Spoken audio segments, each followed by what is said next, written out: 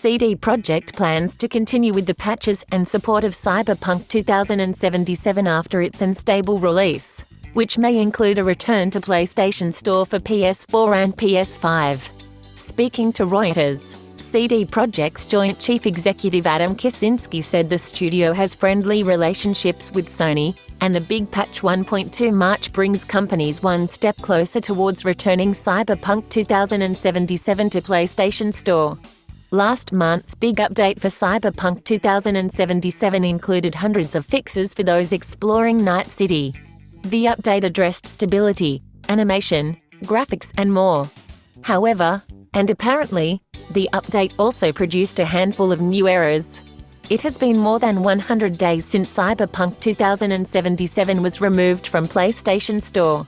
The game was released with a lot of performance problems and errors of all kinds, and the latest generation consoles received the worst part of those problems.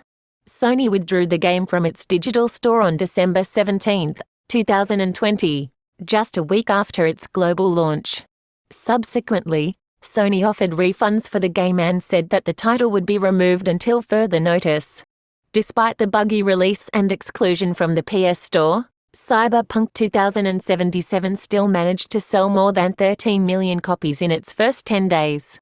Successful sales numbers, coupled with a plan to eventually sell more copies by releasing a next-gen version of the game on PS5 and Xbox Series X, means CD Projekt won't throw in the towel of Cyberpunk 2077 in the short term. I don't see it as an option to archive Cyberpunk 2077, Kicinski said. We are convinced that we can take the game to a state where we can be proud of it and, therefore, sell it successfully in the coming years. For more information, you can see how Update 1.2 of Cyberpunk 2077 also corrected one of the most visible typos in the game.